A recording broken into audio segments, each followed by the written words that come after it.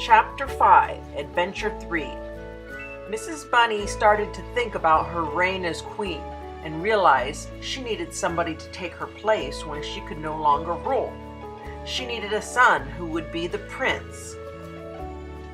First, she went to the magical oranges that were stored and tried to tell if any of them were about to hatch.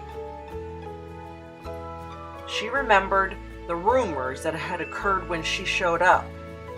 So she looked at all the Easter eggs she could find to see if any had a prince for her to hatch.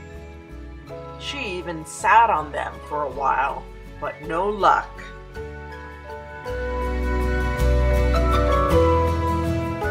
She asked Nicolette if she had any ideas, but her friend, so talented in other ways, didn't know either. When Mrs. Bunny asked her to sit on the Easter eggs, she refused, so they didn't even get a chance to see if that would work.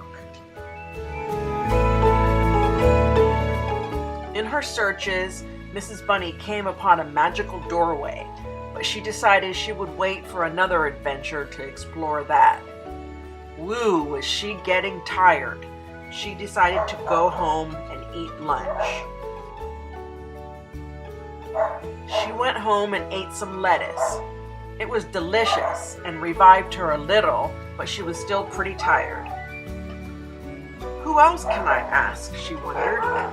She got herself some yummy dessert, one of her very favorites. It was kale. She munched and chewed happily. But she had a vague sense that she was missing something. What could it be? What could it be? Did it have something to do with getting a son?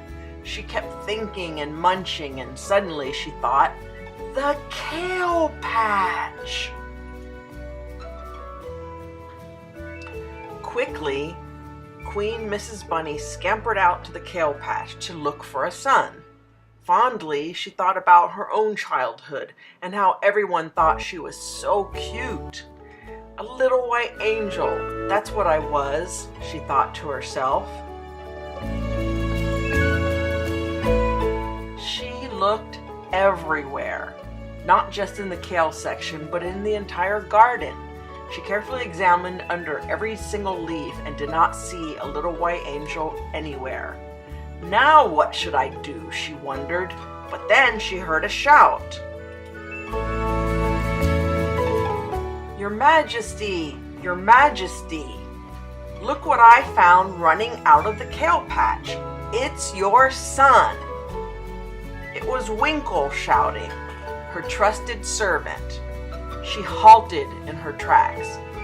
Wow, that's not what I envisioned, she thought. But she named the little rascal Charlie and took him home. Woo!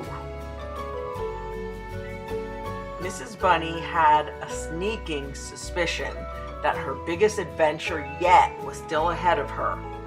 Boy, was she right. Raising Charlie would turn out to be the hardest adventure yet. But that's all for the next chapter. Good night, Charlie. Don't forget to come back for Chapter 6 and more about Charlie and his mom, Mrs. Bunny.